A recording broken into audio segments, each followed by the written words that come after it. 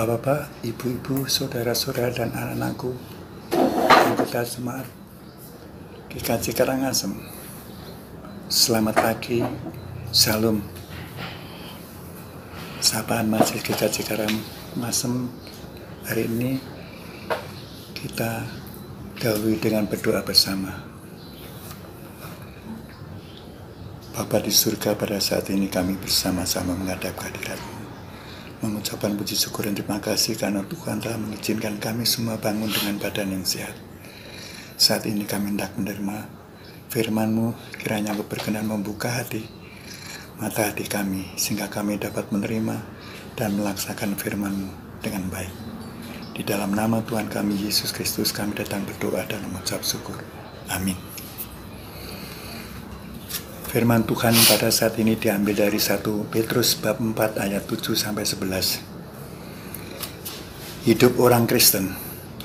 Kesudahan segala sesuatu sudah dekat, karena itu kuasailah dirimu dan jadilah tenang, supaya kamu dapat berdoa. Tetapi yang terutama, kasihilah sungguh-sungguh seorang akan yang lain, sebab kasih menutupi banyak sekali dosa. Berilah tumpangan seorang akan yang lain dengan tidak bersungut-sungut. Layanilah seorang akan yang lain sesuai dengan karunia yang telah diperoleh dari tiap-tiap orang sebagai pengurus yang baik dari kasih karunia Allah. Jika ada orang yang berbicara, baiklah ia berbicara sebagai orang yang menyampaikan firman Allah. Jika ada orang yang melayani, baiklah ia melakukannya dengan kekuatan yang dianugerahkan Allah, supaya Allah dimuliakan dalam segala sesuatu karena Yesus Kristus. Ialah yang mempunyai kemuliaan dan kuasa sampai selama-lamanya. Amin. Ayat emas saat ini diambil dari 1 Petrus bab 4 ayat 7 bagian akhir. Kesudahan segala sesuatu sudah dekat, karena itu kuasailah dirimu dan jadilah tenang supaya kamu dapat berdoa. Judul renungan pada saat ini, mengasihi menurut karunia Allah. Masing-masing orang memiliki cara sendiri-sendiri dalam menjalani hidupnya. Setiap orang memutuskan bagaimana ia harus bertindak dan berbuat.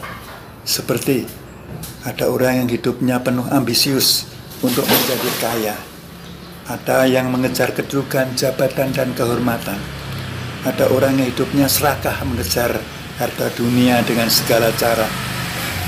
Banyak orang yang hidup dalam ketakutan sehingga jadi stres. Selain itu ada kekhawatiran akan hidup dan masa depan.